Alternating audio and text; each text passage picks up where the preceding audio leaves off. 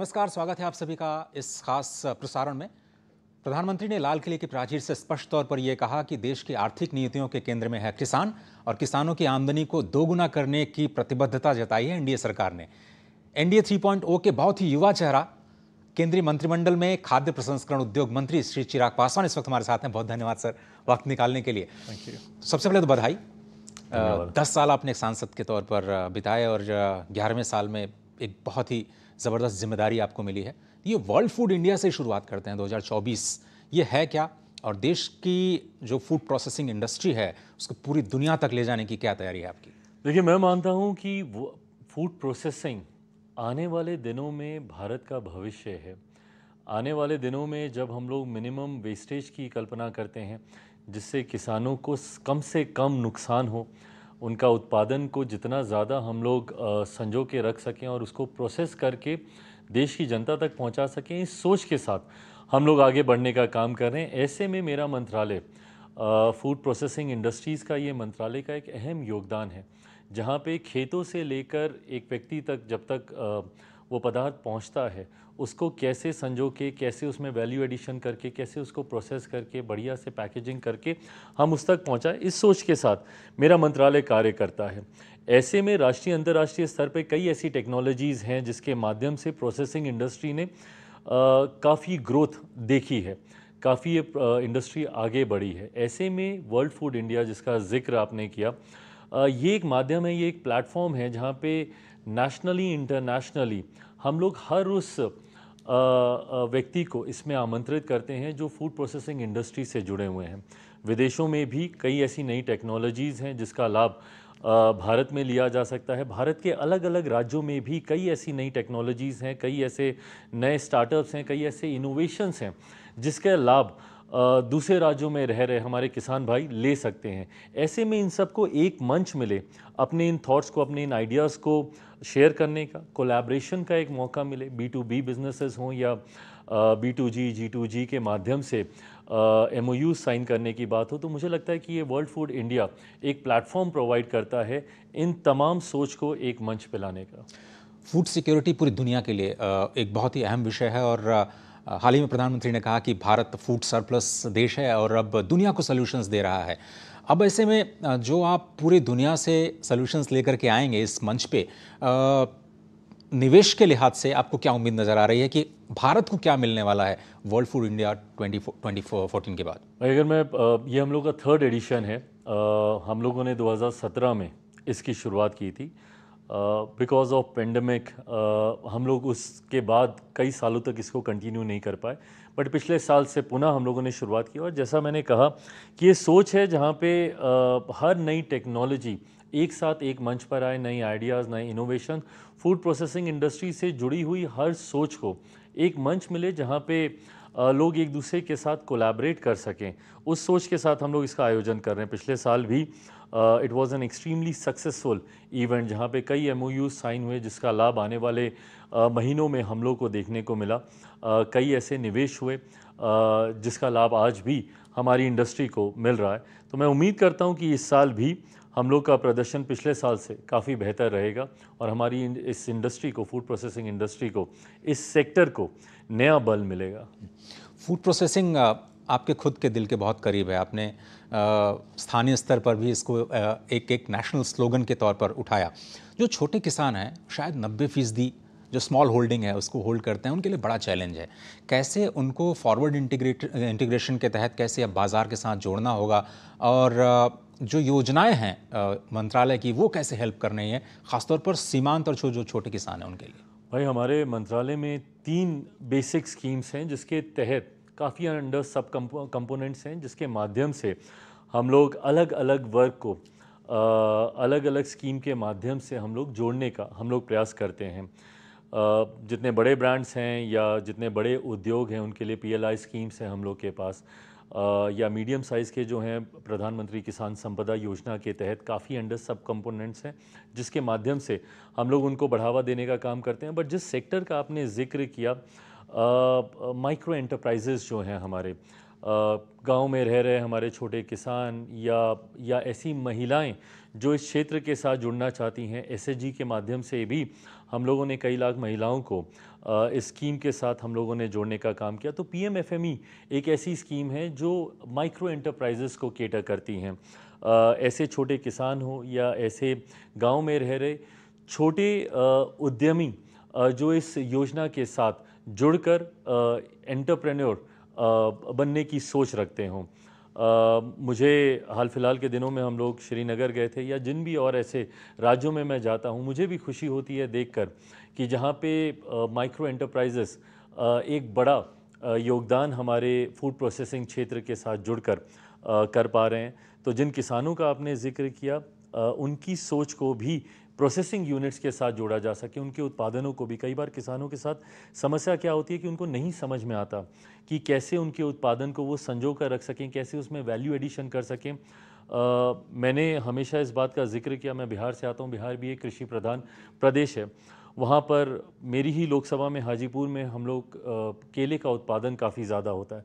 वही केला जब डाउन साउथ जाता है तो केले के चिप्स बनता है, उसके दाम बढ़ जाते हैं, उसकी पैकेजिंग खूबसूरत हो जाती है, तो ज़्यादा महंगा वो हो जाता है। बट यही अगर केले के चिप्स अगर हाजीपुर में ही बनने लग जाए, या केले की प्रोसेसिंग अगर हाजीपुर में होने लग जाए, या मुजफ्फरपुर की लीची है उसकी प्रोसेसिंग वहाँ पे होने लग जाए, भागलपुर का आम है, मखाना है, मक्का है, इन तमाम चीज़ों की प्रोसेसिंग अगर लोकलाइज वहीं पे यूनिट लग जाएं तो किसानों को भी इससे सहूलियत मिलेगी। हमारे प्रधानमंत्री जी की सोच किसानों की आमदनी बढ़ाने को लेकर भी है। मुझे लगता है तुरंत ही एक ऐसा मंत्रालय है जो उस सोच को धरातल पर उतार सकता है। तो प्रोसेसिंग यूनिट्स को ज़्यादा से ज़्यादा मात्रा में लगाया जा सके, ये हम लोग की प्राथमिकता रही है, जिससे छोटे किसान हों, बड़े क्लस्टर्स हों या बड़े ब्रांड्स हों, हर किसी के लिए हमारे मंत्रालय में अलग अलग स्कीम के माध्यम से उनको आगे बढ़ने का हम लोग मौका देते हैं। चिराग जी, अभी आपने बजट भाषण पर भी ध्यान दिया होगा, जिसमें स्किलिंग और रोजगार को लेकर के शायद सबसे बड़ा फोकस आज़ादी के बाद नज़र आता है। बड़ी इंटर्नशिप की योजनाएं हों, स्किलिंग गैप्स क्या आपने आइडेंटिफिकेशन किया है क्या इस पूरे फूड प्रोसेसिंग इंडस्ट्री में? कैसे युवाओं को आगे लाया जाए, कैसे स्टार्टअप इकोसिस्टम जिसका जिक्र आपने किया उनको कैसे फैसिलिटेट किया जाए, जैसे ज़्यादा से ज़्यादा लोग अपने आप को स्किल कर पाएँ और इस उद्योग के साथ जोड़ करके अपने आप को फ़ायदा पहुँचा पाएँ? नहीं, बिल्कुल, क्योंकि ये प्रोसेसिंग यूनिट्स की जब हम बात करते हैं तो थोड़ा सा एक टेक्निकल क्षेत्र ये आ जाता है, तो इसमें टेक्निकल जानकारी आपको होना ज़रूरी है। हम लोग मंत्रालय के माध्यम से भी हम लोग के निफ्टेम करके 2 हमारे इंस्टीट्यूट्स हैं जहाँ पे हम लोग इसकी पढ़ाई करवाते हैं। एक हरियाणा में है, एक तमिलनाडु में है। उसके माध्यम से भी हम लोग इसकी जानकारी देते हैं। मुझे खुशी है इस बात की कि लोगों में भी उत्साह है इस बात को लेकर, और लोग भी बढ़ चढ़ कर, यंगस्टर्स खासतौर पर बढ़ चढ़ कर इसमें हिस्सा लेते हैं, आते हैं, टेक्निकल जानकारी इसकी लेते हैं, और उसका लाभ उनको अपने अपने क्षेत्रों में जब वो प्रोसेसिंग यूनिट्स को लेकर आगे बढ़ते हैं तो उनका लाभ भी उनको देखने को मिलता है। ऐसे में और ज़्यादा लोगों को इसकी जानकारी हो, अलग अलग स्कीम्स के माध्यम से भी हम लोग वो प्रोवाइड करते हैं। PMFME स्कीम्स के माध्यम से भी जो लोग इस स्कीम का लाभ लेना चाहते हैं, अगर उसको इसकी टेक्निकल जानकारी नहीं है तो वो जानकारी भी हम लोग देने का काम करते हैं। स्किल के माध्यम से पूरी जानकारी के साथ लोग इस क्षेत्र के साथ जुड़ें और अपने आप को उद्यमी के तौर पर स्थापित करें, ये हम लोग की सोच रही है। मैं एक छोटा सा ब्रेक लेता हूँ। ब्रेक के उस पार ये जो सरकार का फोकस है स्वरोजगार पे, वो कितना इम्पॉर्टेंट है और फूड प्रोसेसिंग इंडस्ट्री इसमें कैसी भूमिका निभाएगा, उस पर हम बात करेंगे। आप देख रहे हैं ये बहुत ही खास मुलाकात श्री चिराग पासवान जी के साथ।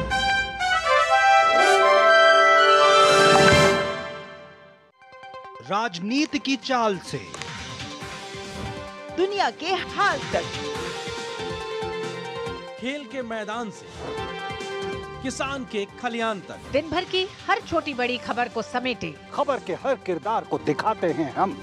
डीडी न्यूज का प्राइम टाइम शो देखिए न्यूज नाइट हर रात 8 बजे।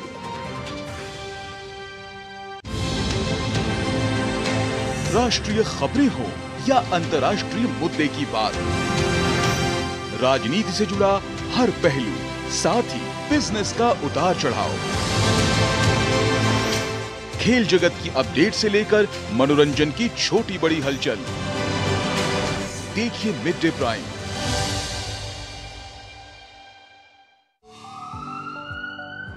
स्वास्थ्य से जुड़ी महत्वपूर्ण बात, देश के प्रख्यात विशेषज्ञों के साथ कैसे हो रोग के लक्षणों की पहचान। यदि आप हैं किसी रोग से परेशान, फोन और ईमेल के माध्यम से पूछें अपना सवाल। विशेषज्ञों से मिलेगा सही समाधान। देखिए स्वास्थ्य से जुड़ा विशेष कार्यक्रम टोटल हेल्थ सिर्फ डीडी न्यूज पर।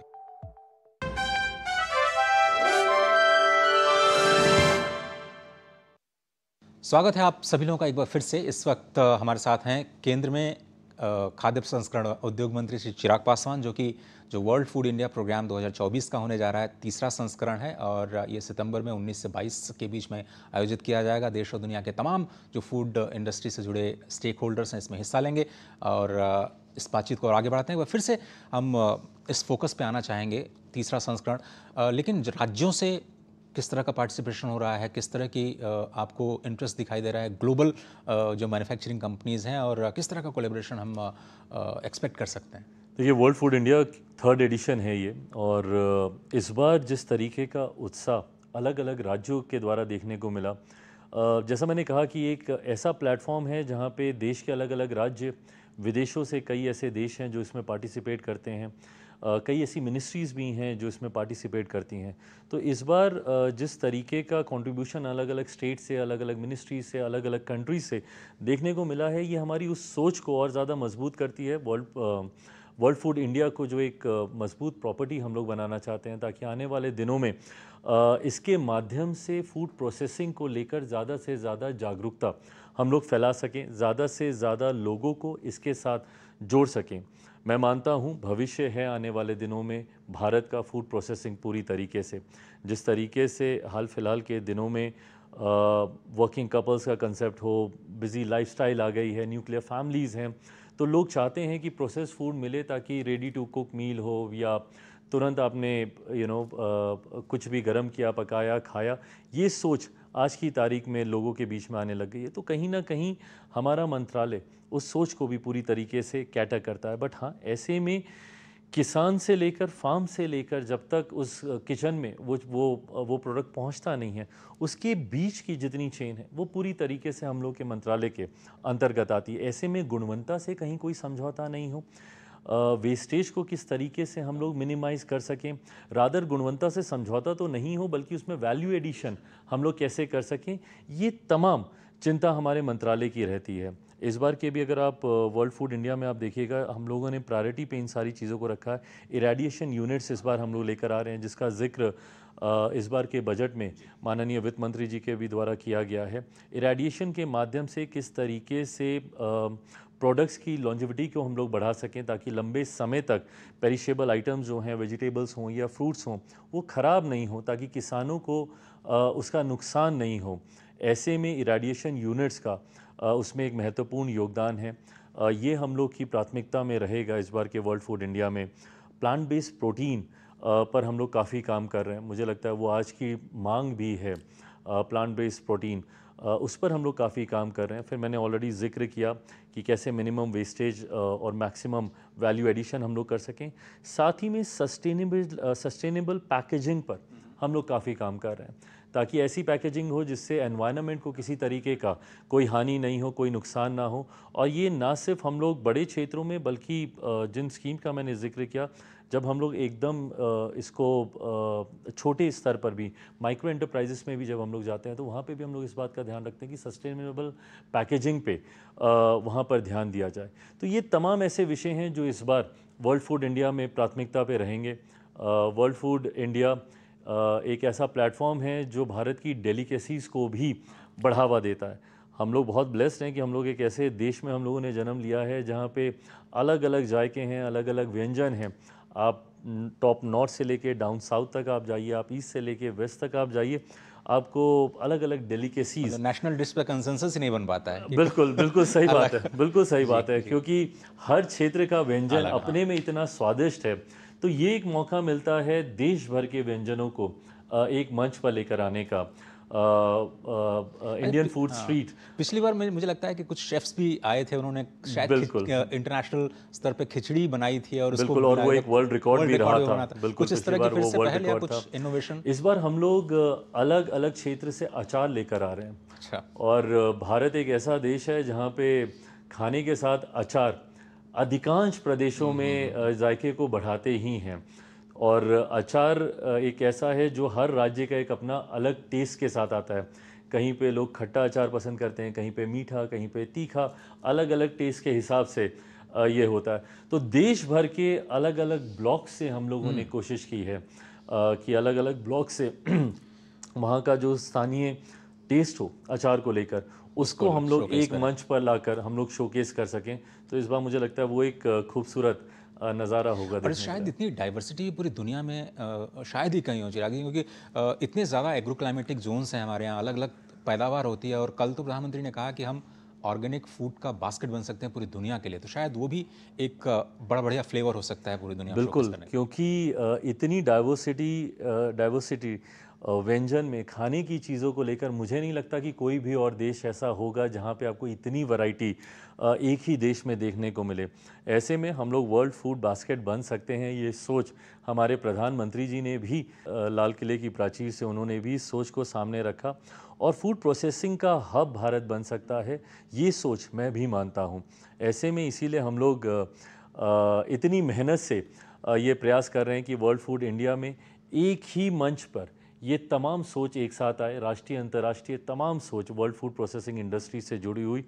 ना सिर्फ विदेश के लोग अपनी सोच को लेकर भारत आएँ, बल्कि भारत की जो डाइवर्सिटी है फूड को लेकर और फूड प्रोसेसिंग को लेकर, ये भी देश के विदेशों के सामने, दुनिया के सामने प्रस्तुत करने का मुझे लगता है ये एक खूबसूरत मंच रहेगा। पीएम मोदी ने शायद क्वालिटी को लेकर भी कहा कि वर्ल्ड क्लास क्वालिटी अब एक स्टैंडर्ड बन जाए, सभी लोग ये सोचे कि भाई इंडिया का प्रोडक्ट है तो वर्ल्ड क्लास टॉप क्लास हो और आंख मूंद करके उस पर लोग बिलीव करें। ऐसे में वो जो क्रेडिबिलिटी है उसको बनाने के लिए, और साथ ही साथ अगर हम इस बार का फोकस देखें, जो कि मेगा फूड पार्क भी एक बहुत बड़ा आप लोगों की स्कीम है, तो वो क्या उसको भी आप देख रहे हैं एनहांस होते हुए? पहली बात तो जो आपने जिक्र किया स्टैंडर्ड्स का, इंडियन स्टैंडर्ड वर्ल्ड स्टैंडर्ड बने, ये सोच हमारे प्रधानमंत्री जी की है, हमारी एनडीए की सरकार की है। और इस दिशा में हम लोग पूरी ईमानदारी से और पूरी मेहनत और पूरी तत्परता के साथ हम लोग कार्य कर रहे हैं। हम लोग इस बात का पूरी तरीके से ध्यान रख रहे हैं कि गुणवत्ता के साथ कहीं कोई समझौता नहीं हो। प्रोसेसिंग को लेकर कई बार कई तरीके के मिसकंसेप्ट्स भी फैलाए जाते हैं, कई तरीके की गलत धारणाएं भी प्रस्तुत की जाती हैं, बट ये एक ऐसी इंडस्ट्री है जहाँ पे गुणवत्ता को ना सिर्फ संजो के रखा जा रहा है बल्कि वैल्यू एडिशन भी किया जा रहा है। कैसे उसकी न्यूट्रिएंट वैल्यू को और ज़्यादा बढ़ाया जा सके, कैसे उस पदार्थ को कंज्यूमर के लिए और ज़्यादा लाभदायक बनाया जा सके, इस दिशा में भी हम लोग काम कर रहे हैं। तो ऐसे में इंडियन स्टैंडर्ड ग्लोबल स्टैंडर्ड बने, इस दिशा में हमारा मंत्रालय भी मजबूती से कार्य कर रहा है। मेगा फूड पार्क का आपने जिक्र किया, ये भी हम लोग के मंत्रालय की एक महत्वपूर्ण स्कीम्स में से रहा है। आज की तारीख में हम लोग इसको एपीसीज के तौर पर हम लोग इसको प्रमोट करने का हम लोग काम कर रहे हैं, जहाँ पे एग्रो प्रोसेसिंग क्लस्टर्स के तौर पर हम लोग की सोच ये है कि ज़्यादा से ज़्यादा पेनिट्रेशन हो हम लोग की स्कीम का, ज़्यादा से ज़्यादा गाँव में हम लोग इसको लेकर जा सकें, ज़्यादा से ज़्यादा किसान हम लोग की स्कीम्स के साथ जुड़ सकें। मेगा फूड पार्क में जहाँ पे ज़मीन की रिक्वायरमेंट बहुत ज़्यादा होती थी, काफ़ी उसके पैरामीटर्स होते थे जिसको टिक करना कई बार पॉसिबल नहीं हो पाता था, बट एग्रो प्रोसेसिंग क्लस्टर्स के माध्यम से हम लोग स्थानीय क्षेत्रों में ज़्यादा से ज़्यादा किसानों को उसके साथ जोड़ सकें, वहीं पर ही उनके पदार्थों की प्रोसेसिंग, पैकेजिंग, मार्केटिंग के हम लोग अवसर उनको प्रोवाइड कर सकें, उस दिशा में भी हम लोग अच्छा कार्य कर रहे हैं।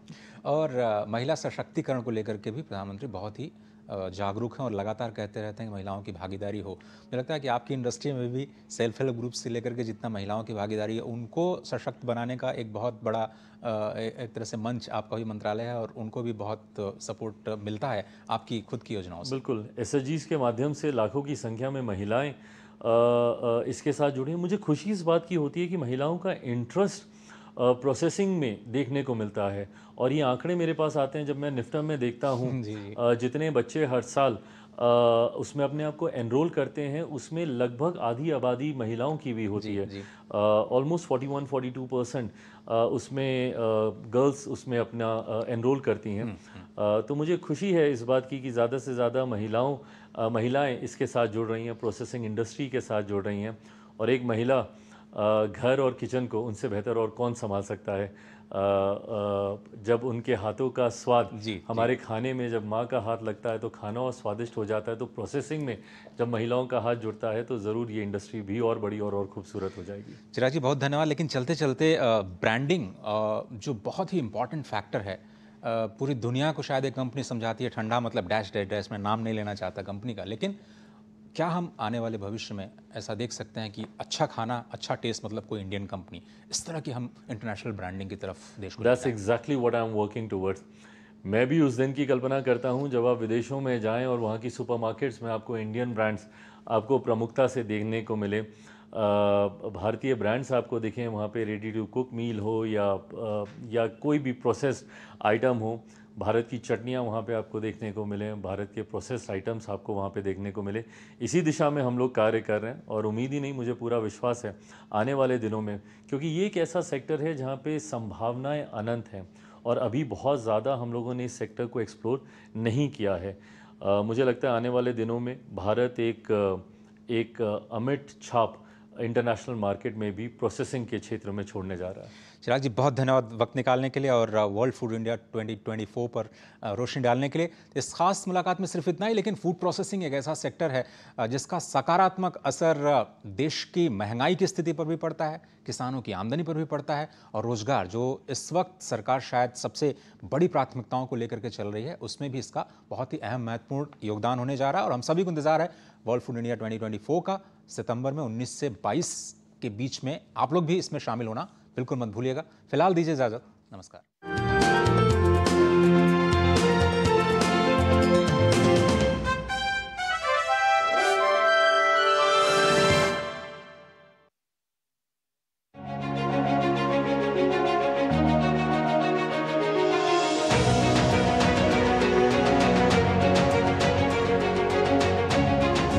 मुझे खुशी है कि हमारे स्पेस सेक्टर में विमेन पावर, इस विमेन पावर को बहुत महत्व दिया जा रहा है। चंद्रयान हो या गगनयान, महिला वैज्ञानिकों के बिना ऐसे किसी भी मिशन की कल्पना भी नहीं की जा सकती।